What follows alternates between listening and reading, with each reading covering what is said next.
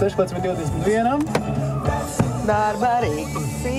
Darbs un darbarīgs. Darbs un darbarīgs. O, man mīļākā dziesma. O, Jonika. Tā ļoti skaista dziesma par šoferiem, tieši par dangām un kukanām, kā ceļi skrien. Paklausies.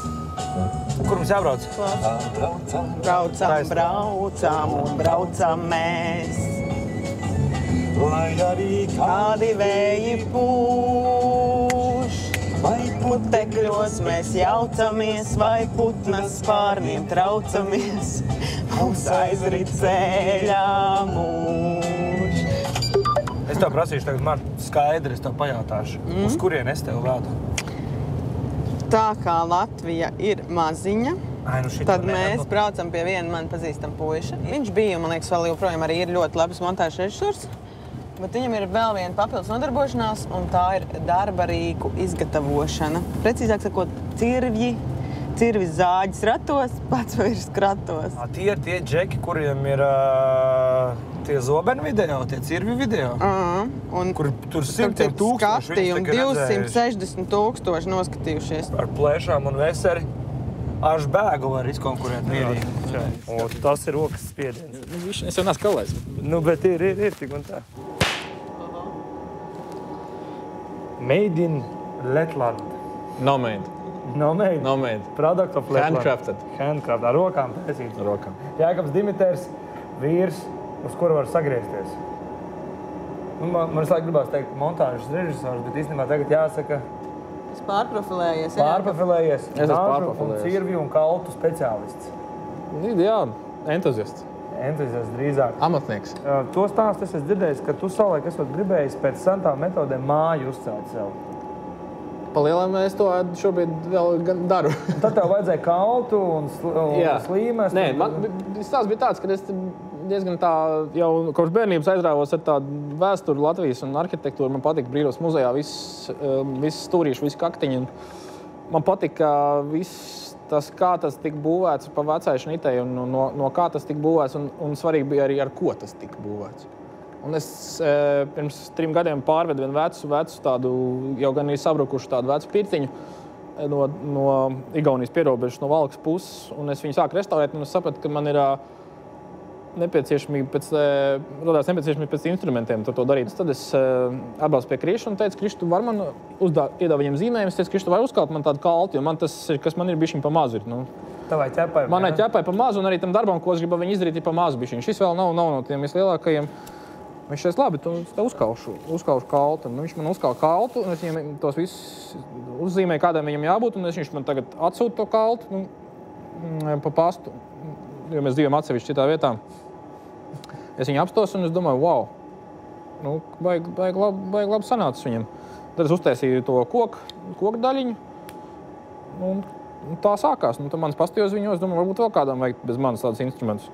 Izrādās, ka amerikāņi ir vienkārši ļoti jau sen izsalkuši pēc tādām lietām, ne tikai amerikāņi. Ko viņi dara ar viņiem? Viņiem Amerikā ļoti populāri, viņi būvē mājas no ozoliem, principā, Anglijā vairāk no ozoliem, bet Amerikā mazāk, viņi būvē no milzīgiem ozolu brusām, mājas, kas ir visi tā kā mēbeli tā māja, viņi nav neviens nagls, viņi visi ir uz izkalumiem, uz savienojumiem, lai viņi savieno tādu nopietnu tādu brusu ar nopietnu brusu, tad viņiem vajag arī tādus instrumentiņus, ar ko viņi to pēdējo pielīdzināšanas darbu, to salēto filigrāno darbu visu veids. Pagad, krišs kaļ, un tu taisi tos kātus. Jā, krišs kaļ, principā krišs uzkaļ nevis tikai, bet izdara vissmagāko darbu, skatoties no fiziskā viedokļa. Un es parūpējos par to, lai viņam to vajadzētu darīt. Un šito tu klapēs, ka viņš paliks? Kādas tēraudas tu ieliec, tādas īpašības arī tam nazim pēc tam būs. Jo Damaskas tēraudam ir tā, ja no viņa uztaisa nazi, tad viņam ir tieši griezošās īpašības. Jo lietojot viņam mīkstākais slānis izdilst ātrāk nekā cietais, viņam veidojas mikrozāģīts. Līdz ar to it kā viņš paliekot neasis, viņš vēl turpina it kā griezt, bet patiesībā viņš zāģē nevis griež. Bet Sauronam no kā bija zobens, viņam viņa mazās drumsliņās sasit. Gradzēn pavēlnē, kas ļaunākais. Tur viņam vienkārši nepaveicās, domāju. Es tev ir bail? Tev jā. Tā nav jābēc. Kaujais taču ir. Aiziet.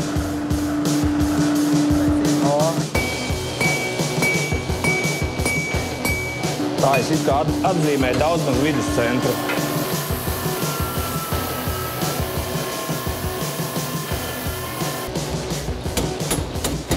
Sakalt viņus nevar. Viņiem vajag radīt it kā tādu bezskābekļu vidi vai kaut kas tam līdzīgs, lai neveidotos metāla oksīds. Un tāpēc, lai viņš neveidotos, mēs viņu apbērsim ar tādu pulveri. Tas tāds tagad metāla garšvielas. Saros laikos kalējiem bija mācekļi, ja, kas to lielo veseri cilāja un sit. Tagad mūsdienās, protams, ir attiecīgi agregāti. Kā tu visu dari? Izkalt tādu gabalu kaut kur, lai 3-4 nažas sanāk. Teiksim, Damaskas to pašu sagatavoja skaļu vienu dienu. Nākamajā dienā es izslīpēju jau tos nažas. Aiznākamajā norūdu visu. Bez tam dod tālāk Jēkabam, kurš veido rokturs un makstas. Ko jūs to asumu dabūna? Tieši to ciru var bārdu zīt vispārībā. Nu, var mēģināt, bet...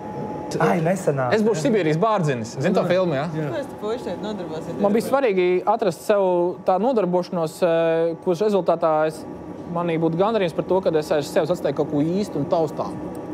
Es daudz gadus nostrādāju industrijā, kas ir saistīta ar video un ar kino un foto. Tu it kā rādi kaut ko un savu laiku pavadi, bet tā, ka tu pēc tam atstāji kaut ko tādu, kas pēc tam, piemēram, pēc 100 gadiem, ko tavu bērni, piemēram, paņems un pateiks, jā, reku, tētis man šito taisīja, vai tētis man reku šito gultiņu uztaisīja, vai bišķi man tāds vakums uztaisīja un nepēra. Uztaisīja siksnu un nepēra. Nu jā, bet man radās tāds vakums pēc need to create. Bet to create tādā... Need to create. Mēs nesen saņēmām no viena Amerikas Namdara tādu vēstuli, kad viņi teica, ka Amerikā Namdara aprindā par Latvijas tēraudu šobrīd tiek vairāk runāts nekā pa Japāņu. 4 plāksnes bija, ja? Tagad ir pirmais sakaliets, ir izveidot 4 slāņi. Tagad es iezāģēju pa vidu. Tagad nākamais etaps, es viņus pārlocīšu un sakalšu atkal. Un izveidosies jau 8 slāņi. Šādi stiepjot, pārlokot, sakaļot, katru reizi slāņi dubultojās, ja? Kaut kāds pie 7. reizes laikam tur jārēķina, bet jau ir kaut kur pie 300 vai 400 slāņiem. Un ko no šitāda gabaliņa var uztaisīt, kas tur sanāk beigās nazīts, ja? Principā no šitik liela gabala sanāk vidēji 2 naži. Lūk, un tagad metam ēze un nākamo sakalšanu taisam. Un pēc tam, kad nazis izslīpēts un norūdīts, ja, tad viņu iemērts skābē. Vai nu 30% sērskābē, ja, vai arī tur var ar elektrolīzes paņēmienu dabūt.